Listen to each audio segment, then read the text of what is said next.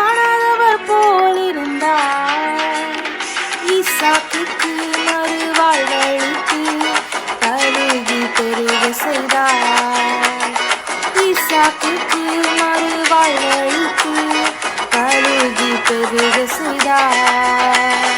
அப்புறம் போகிறவர் போல காணப்பட்டாலும் இயேசு அப்புறம் போகிறவர் போல காணப்பட்டாலும்